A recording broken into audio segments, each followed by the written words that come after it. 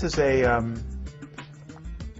common criticism, the idea that the atheist is guilty of a literalist reading of Scripture, no better than the reading of fundamentalists. And it's a very naive way of approaching religion, and there's a far more sophisticated and nuanced view of religion on offer, and the atheist is disregarding that.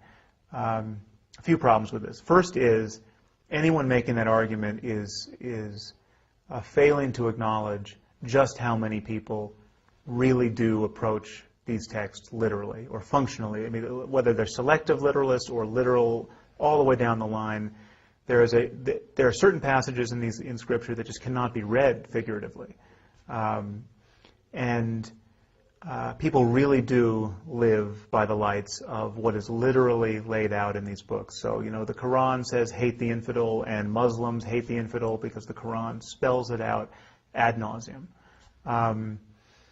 Now, it's true that you can cherry pick Scripture, and you can look for all the good parts. You can ignore where it says in Leviticus that if a woman is not a virgin on her wedding night, you're supposed to stone her to death on her father's doorstep.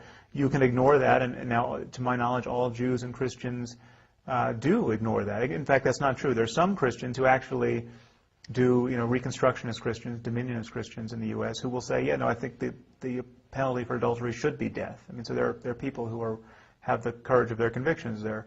But most religious people ignore those passages, which really can only be read literally, and say that, oh, they were only appropriate for the time and they don't apply now. And likewise, Muslims try to have the same reading of passages that advocate holy war. They say, well, these were appropriate to those battles that Muhammad was fighting, but now we don't have to fight those battles. This is all a good thing, but we should recognize what's happening here. People are feeling pressure from a host of all too human concerns that have nothing in principle to do with God. I mean, secularism and human rights and democracy and scientific progress, these have made certain passages in Scripture untenable. Okay? So this is coming from outside religion. And religion is now making a great show of its sophistication in kind of grappling with these pressures. But once again, this is an example of religion losing the argument with modernity. It's an example of, the recent shooting at Virginia Tech.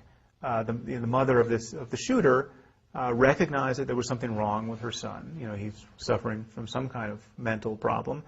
In the context of her rather doctrinaire Christianity, she did not take him to a psychiatrist. She took him from church to church in search of exorcism. She actually found a church that performed an exorcism. Just picture this. There's some, we have an atrocity in the making. We have a dangerously mental ill college student. We have a concerned mother whose worldview about mental health is trimmed down through the keyhole of a kind of medieval Christianity. And we have a church willing to put forward its expertise in the performance of an exorcism. It would be a lot better if everyone involved had a 21st century view of mental health. No one is, moderate people, moderate Christians and Jews and Muslims have to look at this situation and say, well, there's something wrong here. It'd be better to go to a psychiatrist. But the problem is you can't show what's wrong in terms of Scripture. You can't show what's wrong in terms of religion, because in terms of religion, the mother was right. I mean, there are demons, and Jesus cast them out. You know, I mean, demonic possession is actually a problem. The only reason why we don't take it seriously is because we have a wider view of the universe. The universe, that view of the universe did not come to us from religion. It came from science. Let's just grant the possibility that there is a creator God who's omniscient, who occasionally authors books. And he's going to give us a book, the most useful book. He's a loving God. He's a compassionate God. And he's going to give us a guide to life.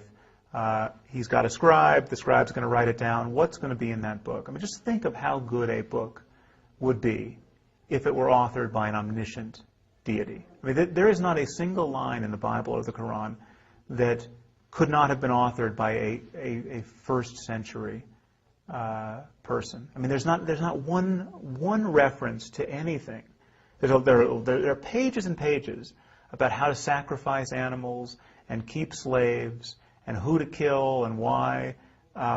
There's nothing about electricity. There's nothing about DNA. There's nothing about infectious disease, the principles of infectious disease. There's nothing particularly useful, and there's a lot of Iron Age barbarism in there and superstition.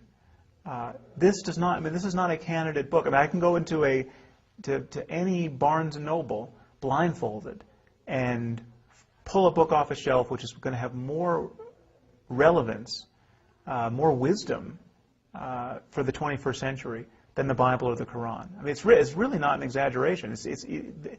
Every one of our specific sciences has superseded and surpassed the wisdom of Scripture. From cosmology to psychology to economics, we know more about ourselves than anyone writing the Bible or the Quran did. And that is a distinctly inconvenient fact for anyone wanting to believe that this book was dictated by the creator of the universe.